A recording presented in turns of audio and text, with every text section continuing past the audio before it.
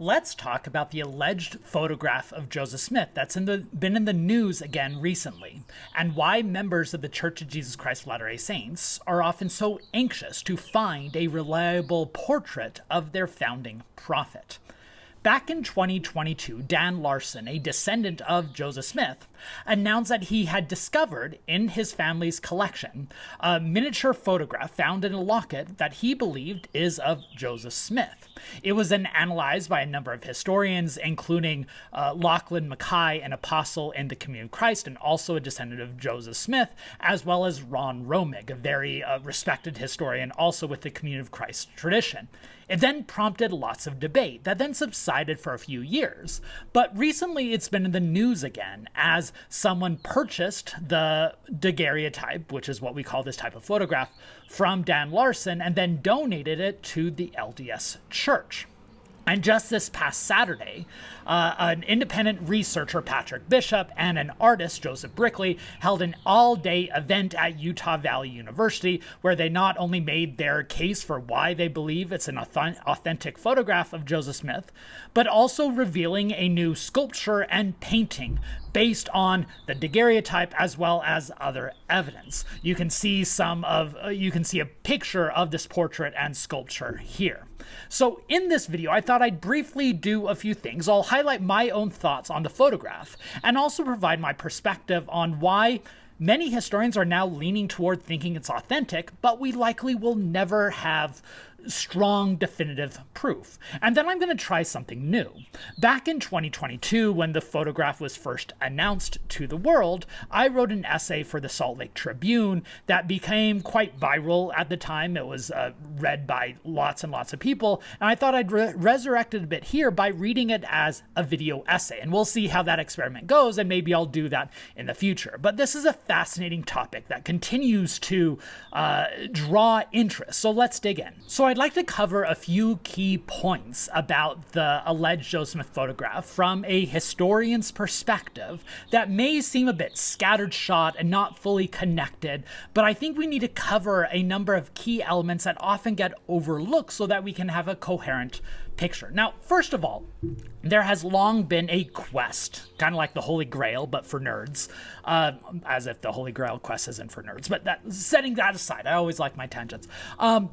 There's always been a desire by Mormons of all the different traditions to discover this photograph because there seems to be some evidence that a photograph of Joseph Smith existed.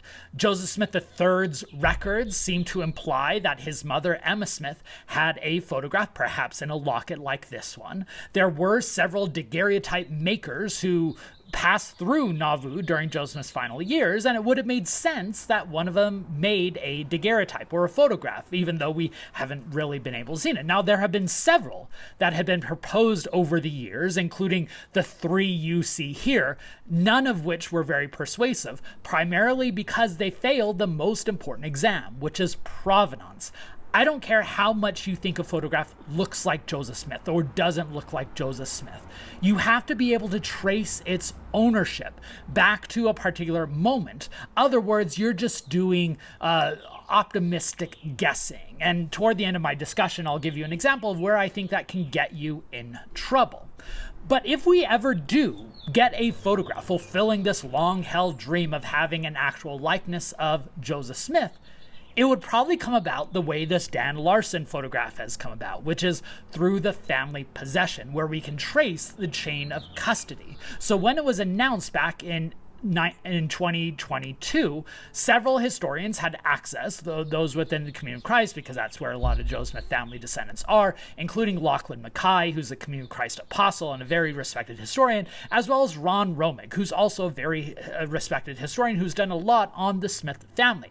And they argued in an article that was published by the John Whitmer Historical Society Journal, a journal produced by the JWHA scholarly organization that's focused on the broader Mormon diaspora, which does a lot of great work. I strongly recommend going to check out that article. You can purchase a subscription to the journal, or I think you can buy just that journal issue itself if you want to actually dig in and see why Lachlan Mackay and Ron Romig, again, two respected historians who have commitments to understanding the Joseph Smith family, including both, they had previously always been skeptical of alleged Joseph Smith photographs, including initially on this one. But if you want to understand why they came around to seeing the photograph as authentically Joseph, I strongly recommend going to read their article.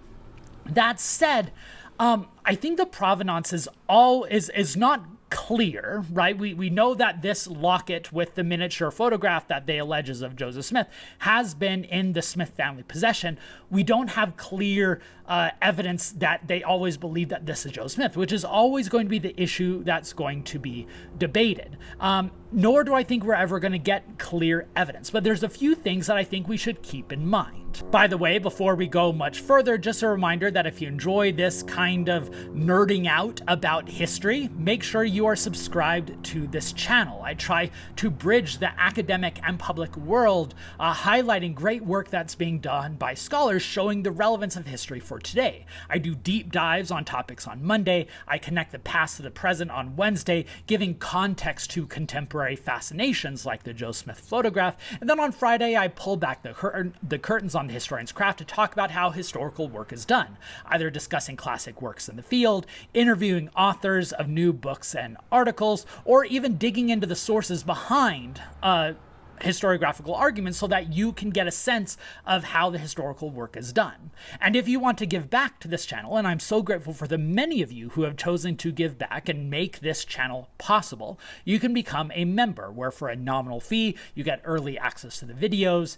you get little icons next to your name when you leave comments, but most importantly, you can feel good about supporting public-facing, rigorous scholarship. I also encourage you to follow me on different platforms, especially Instagram, where I do supplemental information.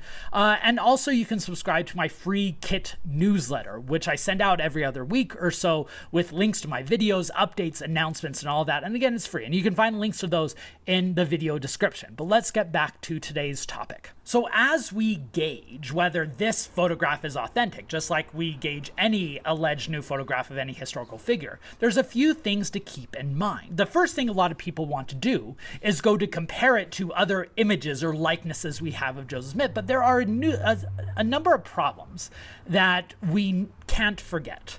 First of all, the famous Daniel Rogers portrait in 1842, the classic portrait of Joseph Smith. You see it on the covers of Fawn Brodie's biography and John Turner's recent biography. That portrait is very useful. And I'm going to talk about how I use it to compare to the current alleged photograph. But we need to also keep in mind that these portraits are often more idealistic than realistic. They're meant to soften the edges. They're meant to polish. There are plenty of portraits and sketches of Joseph Smith from the era that vary wildly because they often reflect the type of mental image that the artist has that they then square with the physical image.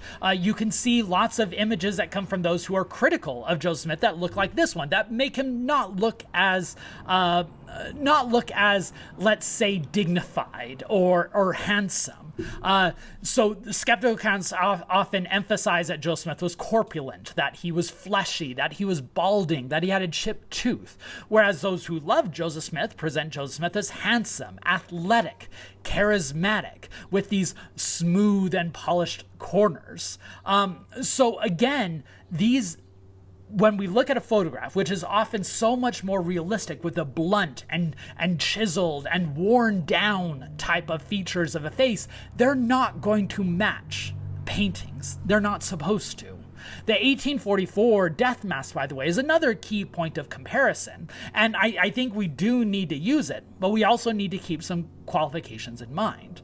One, bodies morph after death as the blood starts settling, especially if you're laying on your back, which means that they are useful but not a perfect image. And the very process through which they produce a death mask is not an exact science. So again, you can get a general picture, but not exact proportions, which is why these types of forensic analysis of comparing and doing the lines is useful, but it should not be definitive. It's not a silver bullet. That's why provenance to a historian is the most important point. Now, I have been speaking to a lot of historians recently, including historians who are experts on this type of topic, especially in provenance and photographs and family connections, and I have gleaned a distinct shift in the last year or so, especially those who have been able to examine the collection from which this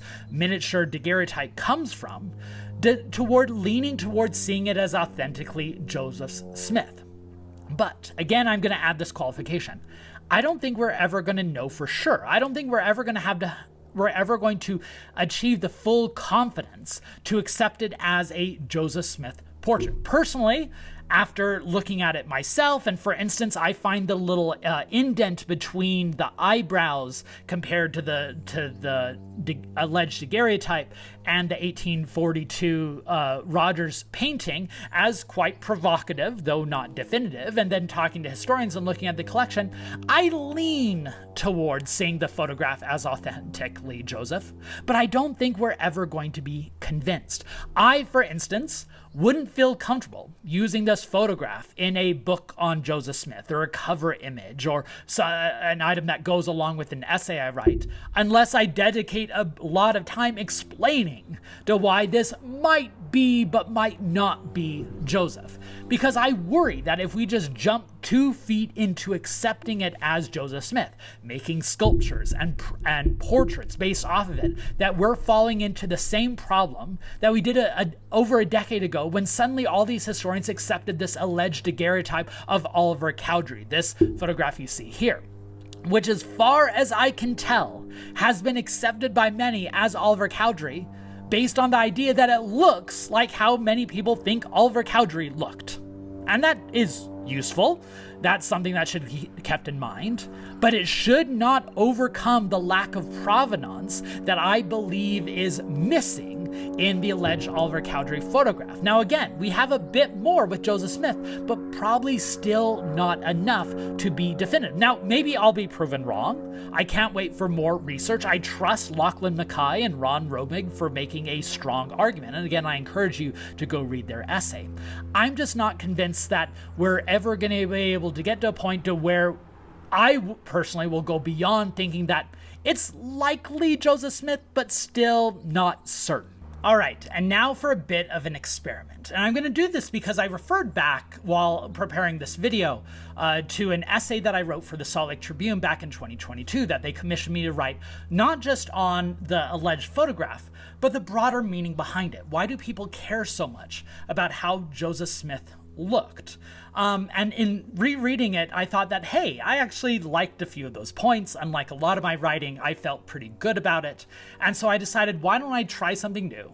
And I'm going to read it as kind of a video essay, especially for those of you who might not have read it back in 2022. So I hope you enjoy it, and then let me know if this is something, a type of genre that you might want me to do in the future. Members of the Church of Jesus Christ of Latter-day Saints have been obsessed with Joseph Smith's appearance since he died on June 27, 1844, the morning after Joseph, along with his brother Hiram, were killed at Carthage jail. Both of their faces were carefully covered with plaster for an hour. The man performing the service was an undertaker and funeral maker named George Cannon, whose son George Q. Cannon would later become one of the faith's most prominent leaders in the 19th century. The purpose for the molds was to etch the siblings' facial features in stone. The resulting death masks have become some of the church's most cherished possessions, the closest thing the faith has to sacred relics. They are now on display in the Church History Museum in Salt Lake City. But the search for a more accurate, more lifelike portrayal of the founding prophet, a photograph, has been elusive. The announced discovery of a daguerreotype of Smith found by a descendant, Dan Larson, merely rekindled a heated debate that has been around for quite some time.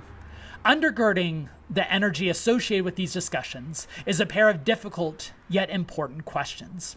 Why does it matter what Joseph Smith looked like? And why is it so difficult to get a definitive answer?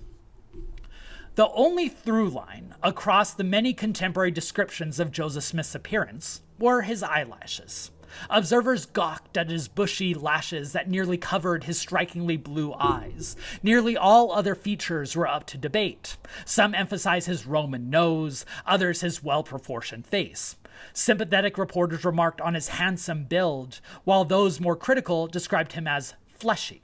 The size of his forehead, prominence of his chipped tooth, or refinement of his clothes often depended on the witness's feelings. But most, regardless of religious affiliation, couldn't help but comment on his eyes. Such a priority does not surprise scholars of 19th century religion. In the nationwide experiment in religious liberty, in which all denominations were placed on equal footing, lots of attention was devoted to how spiritual leaders gained followers. This was particularly the case when trying to explain the success of radical countercultural movements guided by charismatic figures like Mormonism. To many, the answer was in their eyes.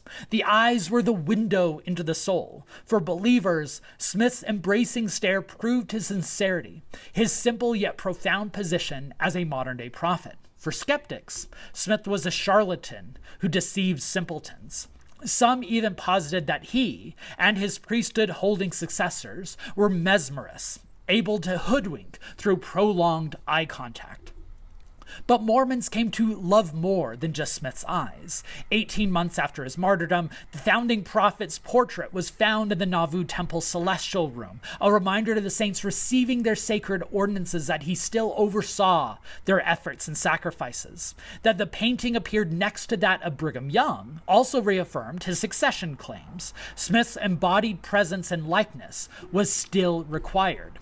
Joseph Smith's image proved to be as important as it was malleable over the next 170 years. The fact that there wasn't a photograph, the only hard evidence of his appearance being stylized and often divergent paintings, enabled immense creativity. Western Mormons, who mixed spirituality with hard labor, could envision Smith as a muscular pioneer with a colonizer's physique. Conservative Mormons, who desired a more staid and reverential spirituality, could picture him with a serious demeanor, like the famous Del Parson portrait of a respectable prophet. Romantic Mormons, hoping to see the founder of traditional families, could embrace the gentle husband and father made serious in Liz Lemon Swindle's work. Charles Dickens chastised Joseph Smith for claiming communion with angels in an age of railways. Mormonism also had the temerity to believe in prophets in the age of photographs. But because Smith wasn't photographed himself, he enabled his followers to still envision him in a myriad of ways. Yet with each member envisioning their own Joseph, it made it less likely that they will ever accept a photograph that challenges their image. That doesn't look like Joseph, many responded when seeing the Larson daguerreotype. Of course it doesn't. Reality rarely matches the myth. Historians will likely be debating the Larson daguerreotype for many years. There are reasons to both believe and doubt that it depicts Joseph Smith. Lachlan Mackay, a Joseph Smith descendant, Community Christ apostle, and respected historian, was initially skeptical before becoming convinced of the connection through a rigorous study. Other scholars raise compelling questions regarding provenance. Unless more compelling evidence is discovered through further research, the divide is likely to remain. But why is it so difficult to determine whether this particular photograph depicts a particular person? The problem seems like it should be easy to solve, but the debate over a single daguerreotype is a lesson in historical complexity. Historical work, at least good historical work, recognizes the difficulties of reconstructing lost worlds and lost persons. Archival records are produced, preserved, and provided by fallible individuals and reflect diverse personalities, priorities, and principles. Uncovering the layers of past days and peoples requires acknowledging and dissecting biases and agendas. You give 4 historians the same set of documents, and they may come to 5 different conclusions. Contingency is ever present. Humility is a necessity. Religious traditions often operate on a different set of rules. Clear answers, not qualified theories, are the expectations. For denominations like Mormonism, in which history, recent history, is part of their sacred truth claims, the divide between scholarly and devotional approaches to the past is exceptionally distinct. Documentation that falls far short of enabling academic consensus is simultaneously used to buttress eternal doctrines. Failing to answer questions that exemplify historical complexities can therefore be dangerous within religious communities. What did Joseph Smith look like? Seems innocent enough, but how did Joseph Smith understand the first vision? Or why did Brigham Young enact a racial restriction that barred men and women with African descent from priesthood and temple ordinances? Or, more recently, what are the origins of the church's opposition to same-sex marriages? Answers to these questions are crucial to a religious community's faith claims, but they are also challenged by the complications of the historian's craft. Learning to balance those tensions is at the heart of any religion, but especially so with a religion with such modern origins. Finding concrete answers are as significant as they are fleeting. "No man knows my history," Joseph Smith proclaimed in one of his final public sermons. He could have just as well have said that nobody even knows his true likeness. That lack of firm knowledge of either, however, is as rooted in our own cultural entrapments and biases as it is in the unbelievable nature of the prophet's life or the lack of reliable resources. That the Dan Larson daguerreotype is found inside a miniature locket is appropriate, for the debates swirling around it are a miniature of Mormonism's ever-present questions. Neither will likely ever have a uniform consensus. And there you have it. That was my essay on the alleged Joseph Smith daguerreotype back in 2022 that I hope holds up well. And by the way, let me know if you'd like me to do more video essays like that in the future. But in general, I hope this discussion of the daguerreotype was useful, not just to provide context to the current news stories of the LDS Church acquiring the daguerreotype and independent researcher and artist producing new likenesses based on that image, but I hope it unveils some lessons about the historian's craft and how careful we need to be in making our tentative conclusions. What do you think about the daguerreotype? If you have strong feelings, let me know in the comments, and I know many of you have strong feelings. I imagine we're going to be debating this for quite some time, and that's good. That's how historical work produces and progresses. This discussion shows why history has never been more relevant than it is today, because it opens up questions, even with new documents and daguerreotypes, that don't have easy answers. But it's the struggling to come up with an answer that is quite important.